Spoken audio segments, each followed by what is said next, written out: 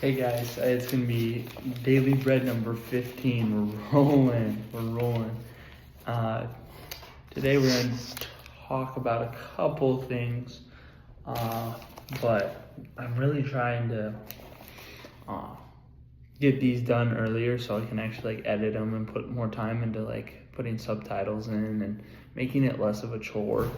This is at the end of the day, I gotta do this, and more of I guess just earlier in the day where it's not such a push before bed. But I was talking with my pastor today, and I thought I should share a good tool for when you're reading the Bible or reading scripture at all.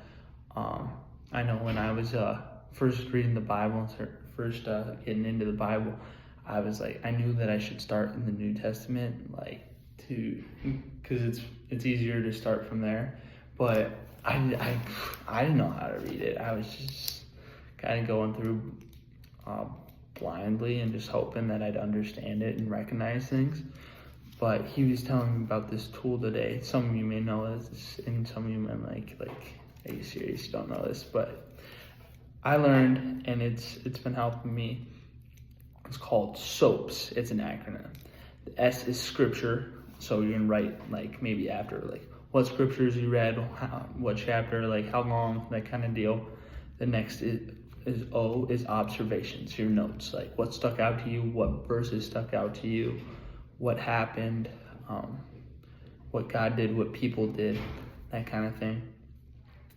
The next is application. How can I use this now? How can I use what I just learned now to benefit myself and help myself grow in my faith? How can I take action? P is prayer. So how can I use what I just learned and use it in a prayer? How can I use it to talk to God? Or they can just be mix it into prayer. It doesn't have to be a complete application of what you just read, but mixing it into prayer is good.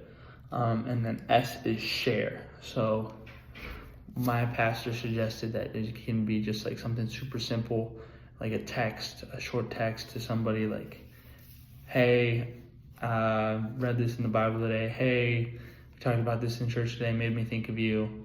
Thought I would encourage you, or something like that. Just drop a verse. Thought this would encourage you today. Hope you're doing well. Something like that. So S.O.A.P.S, and it's an acronym, and it's been helping me really gain an understanding from what I'm reading, and kind of find a way to apply it. So yeah, that's what I had today for that. And then what we're going to read today is from Matthew 26:69 to 75. So the end of Matthew is really just talking about the crucifixion of Jesus. It goes from the Last Supper and the betrayal to his crucifixion to him rising again on the third day. So what I decided was that what really sticks out to me whenever I read this part of the Bible, or whenever I hear the story, is when it sticks out to me the most when Peter disowns Jesus. And that's the verses I wanted to focus on today, which is Matthew 26:69 to 74. Also, side note, finished Matthew today, kind of cool that I'm going to be talking about Mark now, the book of Mark. But yeah, so kind of cool there, but let's get into it. All right. Now Peter was sitting out in the courtyard, and a servant girl came to him. "You also were with Jesus of Galilee," she said, but he denied it before them all. "I don't know what you are talking about," he said. Then he went out to the gateway, where another servant girl saw him and said to the people there, "This fellow was with Jesus of Nazareth." He denied it again with an oath. I don't know the man. After a while, those standing there went up to Peter and said, Surely you are one of them. Your accent gives it away. Then he began to call down curses, and he swore to them, I don't know the man. Immediately a rooster crowed, and then Peter remembered the word of Jesus had spoken. Before the rooster crows, you will disown me 3 times. And he went outside, and he wept bitterly. So this passage always sticks out to me when I read it, or just when I hear about the story so much, is because beforehand, Jesus tells him he's going to deny him. And Peter says, no, I'm not going to do that. I would never do that. How could I do that? And he ends up doing it. And it seems so crazy because he was warned, right? Like, he was told he was going to do it. And,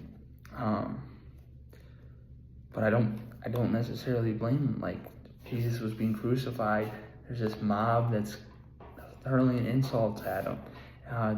Him and the other 11 disciples fled. Judas ends up hanging himself once he hears that that Jesus is going to be crucified. And so Peter, I don't know if it's fear or shame necessarily, but he denies him, and it just blows my mind every time. But then it also mentions on the 3rd time he denies him, he calls down curses, and he swore to the people, and he swore at the people that were asking him about Jesus. And I was talking to actually my recruit the other day about this. Kind of a weird thing to talk to a recruit about, but he's a Jesus guy, so we were just chopping it up, and he was saying that's why he tries not to swear, because Peter swears when he's denying Jesus the 3rd time, and that was just something that he felt was like enough for him to like try not to. And if people know me, if you guys know me, kid likes his foul mouth a little bit, so that's something I do need to dial in a little bit. Just working on cussing, even if it's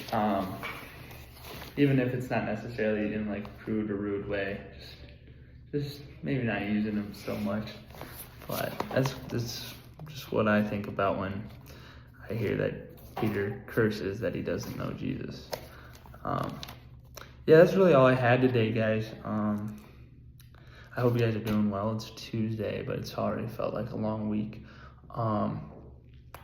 Yeah, if you guys are struggling to read the Bible or really understand what you're reading, I would use that S.O.A.P.S acronym, scripture, observation, application, prayer, and sharing, to kind of help you gain an understanding, get a feel for the word. I didn't forget the acronym. I just can't spell, and I was kind of figuring that out in my head. Anyway, guys, you guys have a great night. Yeah, God bless.